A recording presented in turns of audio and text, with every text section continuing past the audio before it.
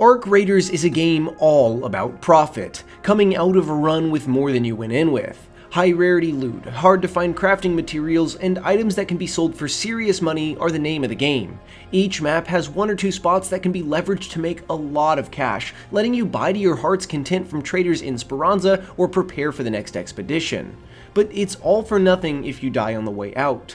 You always have to balance your winnings against your risk. So today on Game Rant, let's look at my favorite and most profitable loot locations on each map in Arc Raiders. First, let's hop on over to Blue Gate. There's a lot of profit potential on Blue Gate, but much of it is locked behind puzzles or keycards. While those areas can hold high rarity items, if you're purely focused on profit, the time investment usually isn't worth it. Instead, I like to head underground to the Maintenance Wing, a network of weaving tunnels filled with lockers, gun cases, and loose items. This area doesn't require keys, doesn't have long puzzles, and generally has less of a presence of Arc than places like Reinforced Reception or Ancient Fort.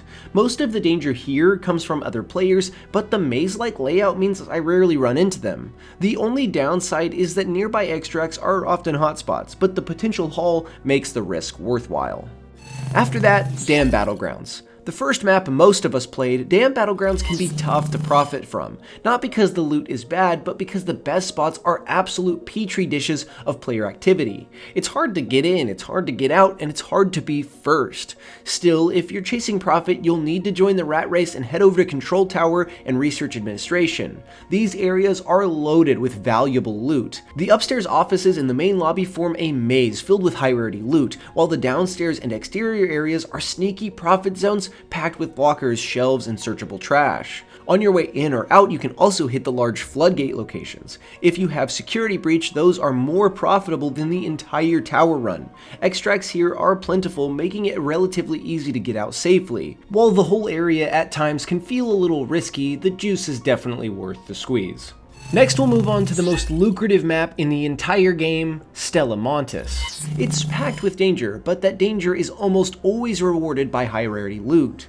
There are plenty of strong loot locations here, assembly workshop, lobby, and medical research. But the sneaky good profit spot I rarely see anyone talking about is Seed Vault. There are a few reasons this location shines. It's close to one of the calmer extracts on the map, it isn't near any major hotspots, and the main arc threat consists of ticks, which are relatively easy to deal with. The real draw, though, is the loot itself. The Seed Vault is filled with seeds. Now, seeds might not sound impressive, but they stack up to 100 in your inventory, and 100 seeds sells for 10,000 coins.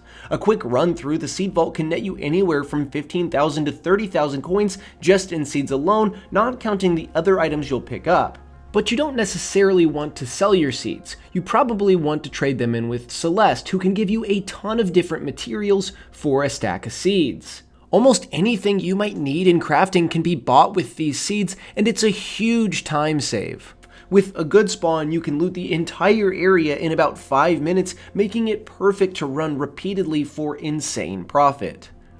Next up is Buried City, probably the second best area for making high profits in Arc Raiders. It shares a key trait with Stella Montis, smaller areas with dense loot. Here you'll want to head to Plaza Rosa. Unlike the Seed Vault, Plaza Rosa is well known, and other players will be here competing for loot, but typically less so than at Hospital, which has much higher loot variance.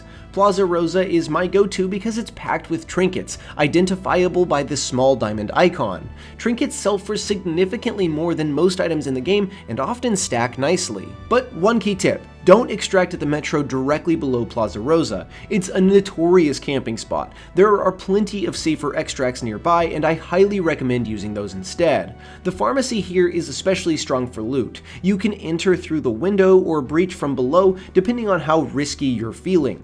Overall, the area is packed with drawers, shelves, and lockers for you to loot. As a bonus, if Plaza Rosa has been looted, Piazza Arbusto is a solid option. It rarely has enemies and offers great loot, though it leans more towards healing items, so the profit ceiling is slightly lower.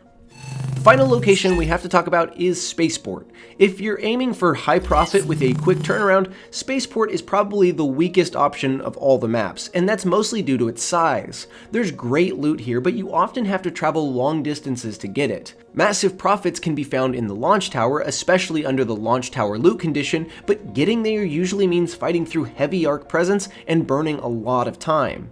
Instead, I recommend Control Tower. It's dangerous but can deliver huge returns with far less hassle. Control Tower is packed with valuable loot, particularly in the upstairs offices, and usually involves less action than Launch Tower. With a good spawn, you can even pass through rocket assembly first, giving you 2 strong loot locations with medium to low resistance. It also has one of the safest extracts on the map just to the east. So those are my favorite high profit loot locations in Arc Raiders. I'm sure plenty of you have your own, but these are the ones that consistently work for me. More often than not though, it's best to just take what a run gives you, hit what's close to your spawn and plan toward your extract. Crossing the entire map for one specific location often leaves you empty-handed. So that's all for now, and for more news, reviews, and features, go over to GameRant.com. Thanks for watching.